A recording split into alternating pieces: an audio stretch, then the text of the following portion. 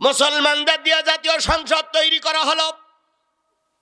300 আসনের ভিতরে হাতে গোনা 2 জন না 3 জন বাদে আর সবাই মুসলমান।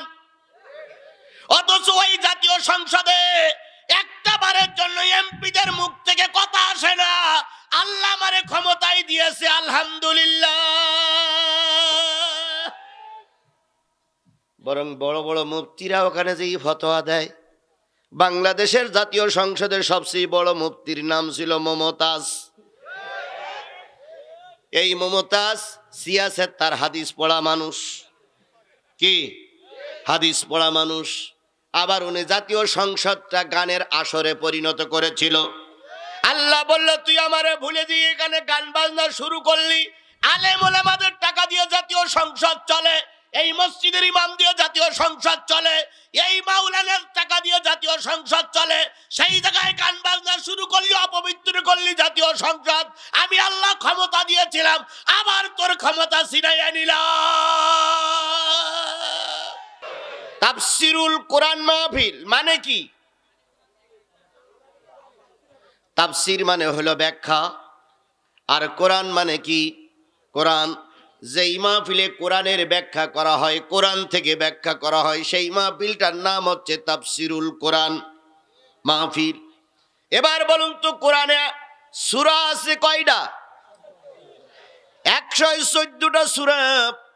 পারা আছে কয়টা? রুকু আছে কয়টা? 540টা রুকু। এবার বলুন তো, আয়াত কত? 6666টা আয়াতের তাফসীর যে মাহফিলে করা হয়, সেই মাহফিলটার নাম হলো তাফসিরুল কোরআন মাহফিল। এখন আমরা যদি তাফসীর শুরু করি, আপনারা কি শুনতে রাজি আছেন? কমিটি কি রাজি আছে? মাইকলা কি রাজি আছে? আছো? এই কথাগুলো আপনারা এতক্ষণ যা বললেন সব মিথ্যে কথা। যদি বলেন হুজুর আমাকে জব করাই নিয়ে, সবাত করাই নিয়ে মিথ্যাবাদী বানালেন। এই জন্য বলতেছি, 6666টা আয়াতের তাফসীর করতে গেলে বক্তাও শেষ, শ্রোতাও শেষ, মাইকলাও শেষ। বলেন তো 6666টি আয়াত শুধু পড়তে গেলে আজকে রাতে কুলবে? তাহলে আমি চোখ বন্ধ করে পড়ব, আউযুবিল্লাহি মিনাশ শাইতানির রাজিম, বিসমিল্লাহির রহমানির রহিম, আলহামদুলিল্লাহি রাব্বিল আলামিন, আলিফ লাম মিম, যালিকাল কিতাবু লা রাইবা ফীহি হুদাল লিল মুত্তাকিন আল্লাযীনা ইউমিনুনা বিল গায়বি মালিকিন নাস ইলাহিন নাস মিন শাররিল ওয়াসওয়াসিল খান্নাস আল্লাযী ইউওয়াসওয়িসু ফী সুদুরিন নাসি মিনাল জিন্নাতি ওয়ান নাস। চোখ আলগা কই দেখবো, কেউ নাই। কি কথা ঠিক না বে ঠিক? কেউ থাকবে না। তাহলে তাফসীর মাহফিল কেন দিলেন? তাফসীর মাহফিল মানে হলো কোন একটা অংশ বিশেষ, কোন একটা আয়াতের পরে, কোন একটা সূরার পরে, কোন একটা সূরার অংশের পরে ব্যাখ্যা বিশ্লেষণ করে জাতিরকে বোঝানোর নাম হলো তাফসীর মাহফিল। কথা বলেন ঠিক না বে ঠিক? আমি সেই জন্য আপনাদের কাছে সূরা কমারের 2-3টা আয়াত তেলাওয়াত করেছি। ওই 2-3টা আয়াতের আলোচনা করতে গিয়ে যখন 12টা বাজবে, কিছু লোক আলোচনা না শুনে পেশাব করার নাম করে চলে যাবে। কালকে ফজরও তাদের পাওয়া যাবে না। তবে সে লোক আপনারা না অনেকদিন পরে এসেছে, এই জন্য আপনারা সময় দিবেন আশা করি। কথা বলে ঠিক না বে ঠিক? চলুন ধীরে ধীরে কোরআনে যায়। আল্লাহ বলতেছেন, ওয়াইদা কুরিয়াল কোরআন ফাসতামিউ লাহু ওয়ানসিতু লাআল্লাকুম তুরহামুন। যখন তোমাদের সামনে কোরআন পড়া হবে, কোরআনগুলো চুপচাপ বসে বসে শোনো।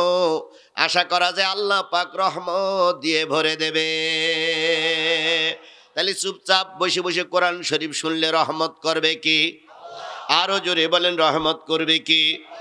আমাদের যাদের রহমতের দরকার তারাই বসেছি, যাদের রহমতের দরকার নাই তারা ঘরে শুয়ে থাক অথবা বাদামের দোকানে থাক। বলুন তো, চার দোকানে, বাদামের দোকানে যে লোকগুলো এখনো ঘোরাঘুরি করছে, এই সব লোকগুলো যদি কোরআনের মাহফিলে এসে বসে, এই জায়গা আরো নতুন করে বাড়ানো লাগবে। কিন্তু জাতি বাইরের থেকে আসলো, মোটরসাইকেল যুগে বাইরের থেকে আসলো, ভ্যান রিক্সা যুগে বাইরের থেকে আসলো, এলাকার মানুষ গরুর গোশত খেয়ে নাকে তেল দিয়ে ঘুমোচ্ছে আর বলতেছে 50 টাকা তো চাঁদা দিছি, মাহফিল শুনে লাভ কি? এরম লোক এই এলাকায় আছে? আমি যদি এখন ইন্টারভিউ নেই, প্রায় 70% লোক বাইরের, অথচ গ্রামের লোক বেশি থাকা দরকার ছিল। কথা বলেন ঠিক না ঠিক? এই জন্য আল্লাহ রাব্বুল আলামিন বলেন, চুপচাপ বসে বসে কোরআন শরীফ শুনলে রহমত করবে কে?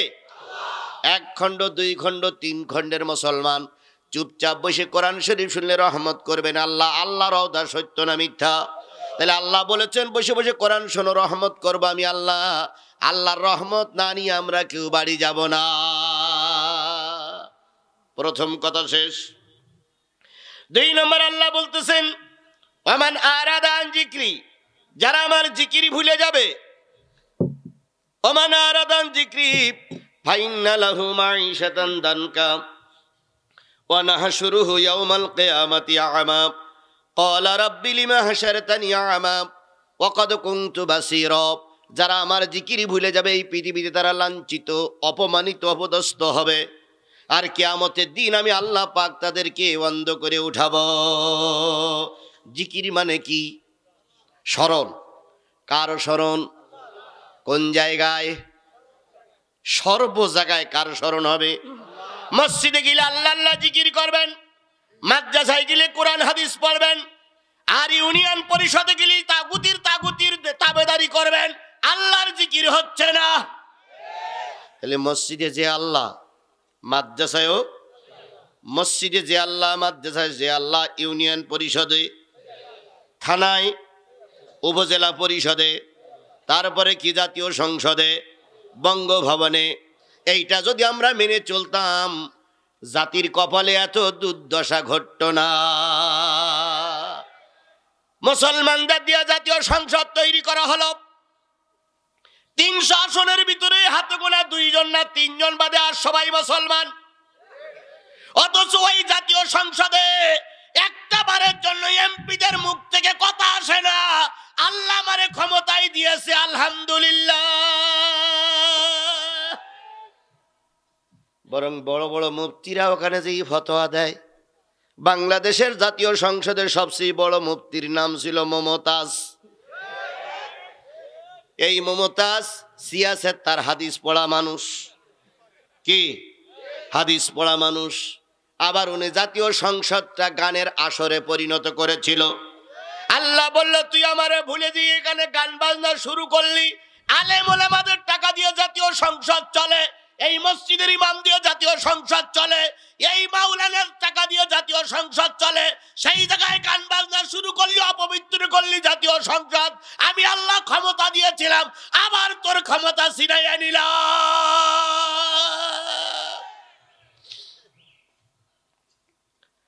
এখন কাঁদতেছে, এত কিছু করলাম তারপরে হইল না। তুই ইজ্জু মাংতা শাও অত জিল্লু মাংতা শাও বিয়াদিকাল খাইর।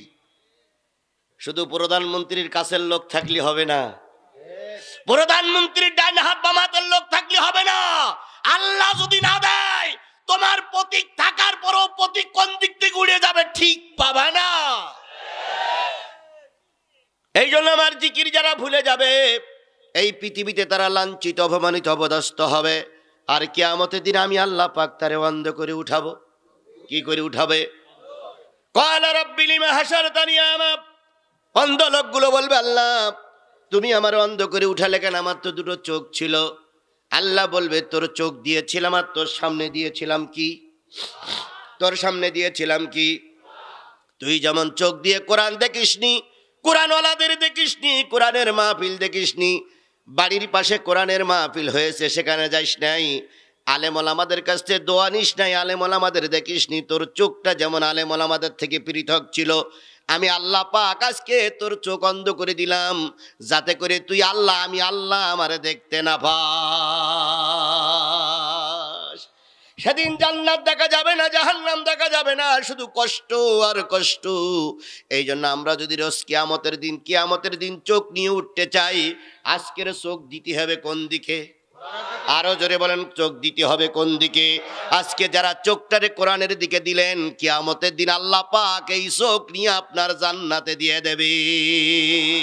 এই জন্য চোখ নিয়ে জান্নাতে যেতে চাই আমরা সবাই। কথা বলেন ঠিক না ঠিক? আল্লাহ আমাদের শেষ মোনাজাত পর্যন্ত কবুল করুক, সকলে বলেন আমিন। আরো জোরে বলেন আমিন, আরো জোরে।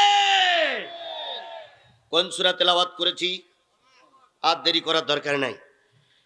27 নম্বর পারার 54 নম্বর সূরা। নাম কি? সূরাতুল কমার। কমার শব্দের অর্থ কি? চাঁদ। চাঁদ। আল্লাহ রাব্বুল আলামিন কিয়ামতের সংবাদ কোরআন নাজিল করে দিয়ে বলতেছে যে বেশি বাড়াবাড়ি করো না, কিয়ামত কিন্তু খুব বেশি দূরে নয়।